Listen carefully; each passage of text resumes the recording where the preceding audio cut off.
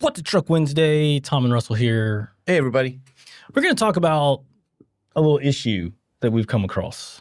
Nismo Off-Road related. So if you are a Nismo Off-Road representative, stay tuned. This is for you and for all your Frontier owner friends. And yeah, we have sold, I'm going to say hundreds of these kits, which is probably a slight exaggeration, but I would guarantee, I would bet Russell's money that we sell more of these shock kits than anybody else in the country. It's a shocking statement. I went out there. Yeah. So the Nismo Off-Road front shock kit, it includes the shock absorber itself, the spring seat, and then what else was in there? You get the lower washer, the sleeve. I can read it off if you like, Russell. So there's a nut, a puffer, bushing, a sleeve spacer, a 3-inch spring seat, a 46 millimeter outside diameter washer, and then another washer. Yeah, they're a little bit different. The washers are different. So if you are assembling those yourself, make sure you set them up correctly. So a couple of things that you'll see on the screen here: the upper mount, the insulator for that mount, and then the lower bushing. The lower bushing is, I don't know if it was intentional, if it was a mistake, but there's some issues that kind of correspond with each other here. So this lower bushing right here, you can see where it goes on the diagram. If you look at the Pristine instructions that come in the Nismo box, they completely omit this when they show you how to assemble the shock and spring setup. Right.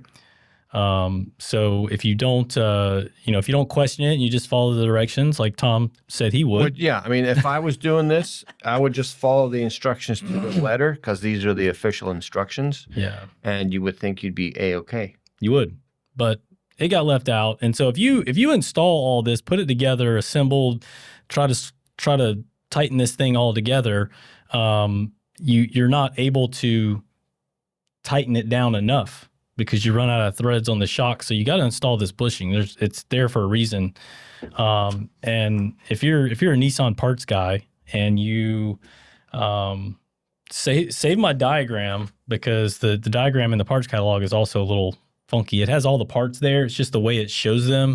If you've never assembled one of these yourself, it's quite confusing. Right. They got two bushings in weird places where they shouldn't be, but my diagram, I got it. I conferred with a technician in our shop. Hopefully I can trust him. But I did kind of put it all together, and it does go together nicely. Right. So you're going to either want to reuse that bushing, or if yours is a bit squishy, worn, you can order a replacement bushing. Yeah. I mean, I imagine if you got a truck that's low miles that you just bought, this is probably going to be okay. But I didn't look up the price on these. But yeah, if you're ordering some of these shocks, I would just go ahead and order the bushing as well. New. Yeah, I mean, I don't know why you'd mess around with that. I mean, the Pristine kit comes with the upper bushing, which is, the piece that's odd. If it didn't come with the bushing, then I'd go, okay, maybe they just somehow, I mean, they forgot something anyway, but we can split hairs over it all day. But yeah, we had a customer contact us because they were getting their shocks installed by a shop. The shop called and they said, "Hey, this thing we got to tighten down, and it's we just some play in it. We don't know why. We tried to tighten it down, and there's nowhere else for it to go." Come to find out, that's the problem. This bushing's missing. I'm interested to know how many of y'all have had this issue, because we've sold.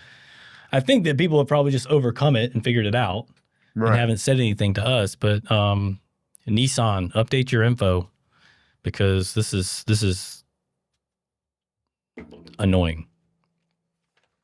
Yeah. So there you go. You heard it here first. There you go. What else is going on in the truck world?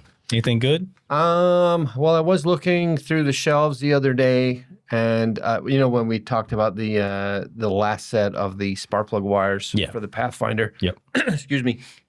And as I was putting them back on the shelf, and I found another bag of plug wires, and Nissan hasn't had plug wires for a while. It's like direct coil Right. on the plug. I was like, well, these must be for an older vehicle. I'll look it up and see what it's for.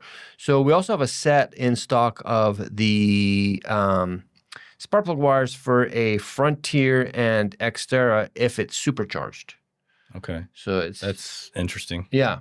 Somebody ordered them, probably thought they were all the same. Turns out he did not have a supercharged Frontier or Xterra. Wild. So Did you have a look at that 2019 Frontier we got in? no. The one with 600 miles on it? Oh yeah, I did.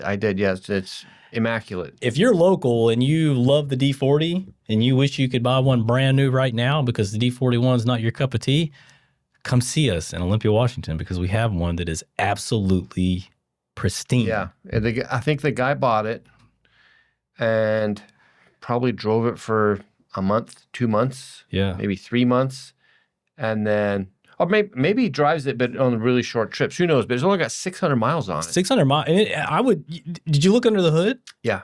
I mean, it doesn't even look like it's got 600 miles on it.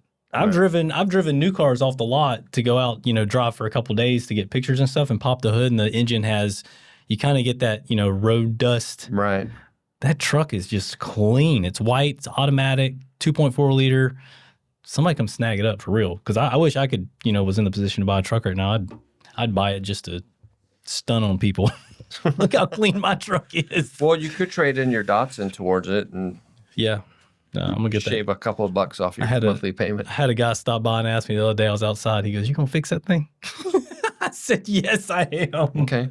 People want to buy it. People want to buy it. I don't want to sell it. But yeah, hopefully this helps you out if you're installing one of these Nismo Off-Road kits. Get in the comments. I want to know, you guys, we've sold a bunch, so I know you guys are here. Tell us what you think of these after you spent some time driving them. I want to know. I was trying to find some info online just to see what people's experience was, and not much out there. Nothing felt like good info. Okay. So I want to hear some real world experience from some truck dudes. Yeah. I think that's it. That's all I have for. That's all I got. Today's What the Truck It's a project. I'm glad to give it to y'all now and move on. Yeah. Well, good job, Russell. Figuring that out. Subscribe, guys. See you next time. Like the video. Bye.